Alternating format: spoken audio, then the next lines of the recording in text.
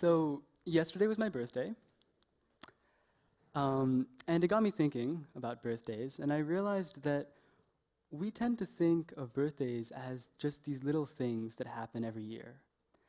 And a little thing to me is something fun that we do pretty regularly, but that we think maybe if that thing were removed from our lives, it wouldn't really matter at all.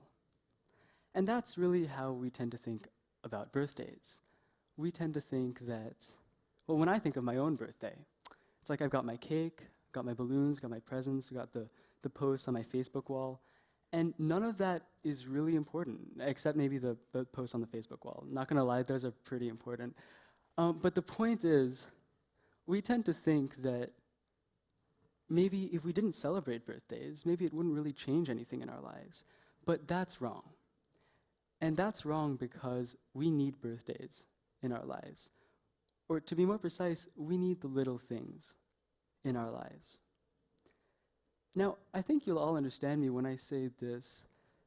Sometimes it's hard to resist getting overwhelmed by the big things in our lives.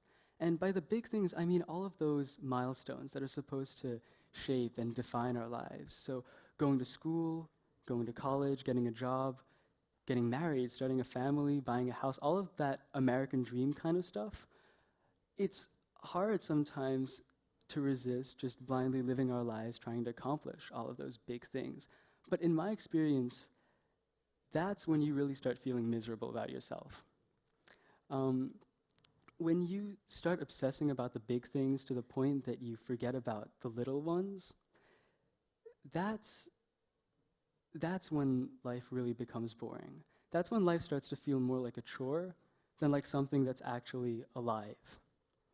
So that moment where life becomes boring, that moment where you really lose touch with yourself, that moment is when you forget about the little things. So, I've said all this, and what are these little things, apart from birthdays, of course? So, it really depends. It's different for everyone. It could be anything. It could be watching March Madness. It could be, saying hi to that old lady in the elevator every morning. It could be going out with friends. It could be reading a book every once in a while. It really doesn't matter. It's different for everybody. It could be really anything. But the point is, the key to life lies in those little things. The key to life lies in little moments and little gestures that we enjoy and that we celebrate. Because those little things are what make our lives unique, they're what make our lives interesting, but most of all, they're what make our lives ever so slightly different from all the others who are trying to accomplish the same big things. Now, Robert F. Kennedy, one of my favorite people in the world, Robert F. Kennedy, this guy, once said that if every man and woman in the world made a tiny ripple of hope, that all of those ripples put together would have the strength to change the lives of all. And that's really the idea that I'm trying to get at. That all of the little things in life put together, combined, can have a kind of strength that the big things never will.